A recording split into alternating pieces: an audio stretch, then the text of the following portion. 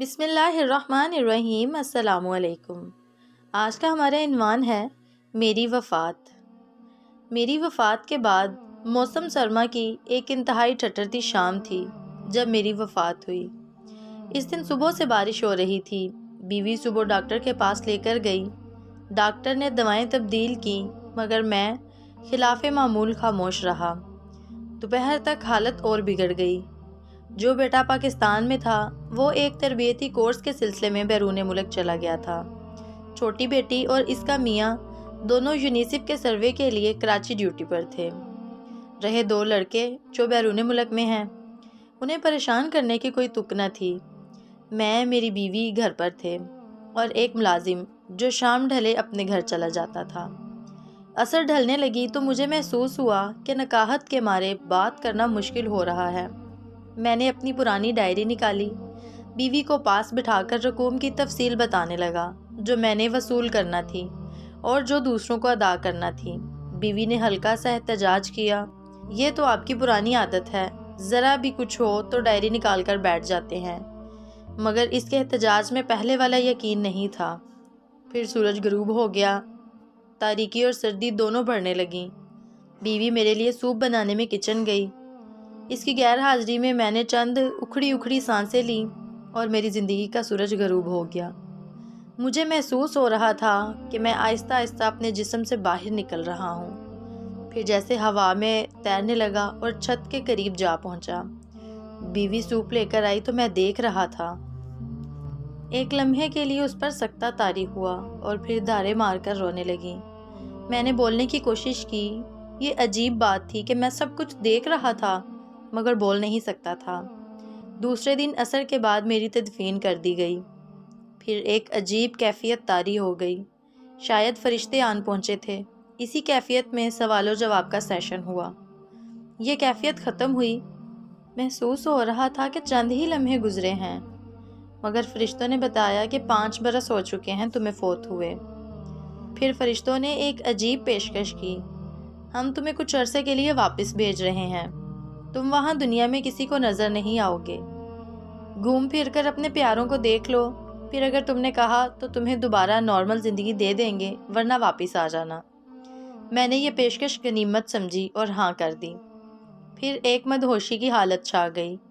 آنکھ کھلی تو میں اپنی گلی میں کھڑا تھا، آہستہ آہستہ قدم اٹھاتا اپنے گھر کی جانب چلا۔ اپنے مکان کے گیٹ پر پہنچ کر میں ٹھٹک گیا۔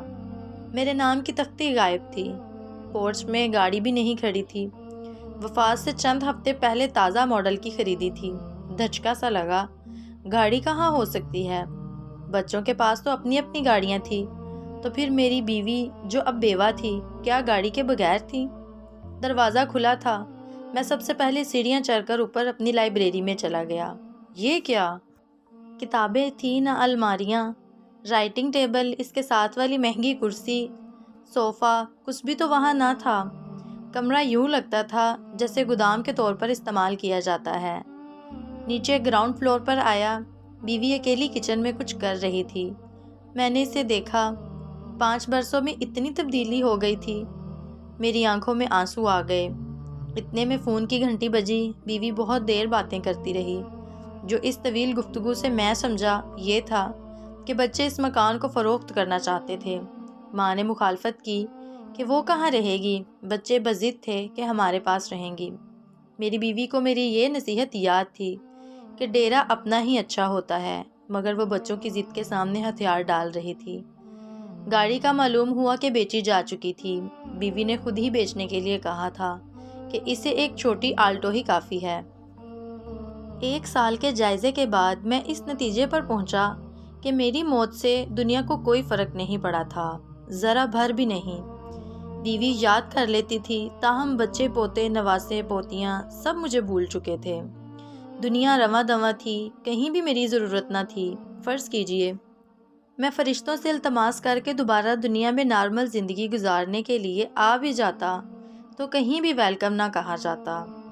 بچے پریشان ہو جاتے، ان کی زندگیوں کے اپنے منصوبے اور پروگرام تھے جن میں میری گنجائش کہیں نہ تھی۔ ہو سکتا تھا کہ بیوی بھی کہہ دے کہ تم نے واپس آ کر میرے مسائل میں اضافہ کر دیا ہے۔ مکان بک چکا، میں تنہا تو کسی بچے کے پاس رہ لیتی، 2 کو اب وہ کہاں سنبھالتے پھریں گے۔ دوست تھوڑے بہت باقی بچے تھے، وہ بھی اب بیمار اور چل چلاؤ کے مراحل طے کر رہے تھے۔ میں واپس آتا تو دنیا میں مکمل طور پر انفٹ ہوتا، نئے لباس میں پیوند کی طرح، جدید بستی میں پرانے مقبرے کی طرح۔ میں نے فرشتے سے رابطہ کیا اور اپنی آخری خواہش بتا دی، میں واپس قبر میں جانا چاہتا ہوں۔ فرشتہ مسکرایا۔ اس کی بات بہت مختصر اور جامعہ تھی۔ ہر انسان یہی سمجھتا ہے کہ اس کے بعد جو خلا پیدا ہوگا وہ کبھی بھرا نہیں جا سکے گا، مگر وہ یہ نہیں جانتا کہ خلا تو کبھی پیدا ہی نہیں ہوتا۔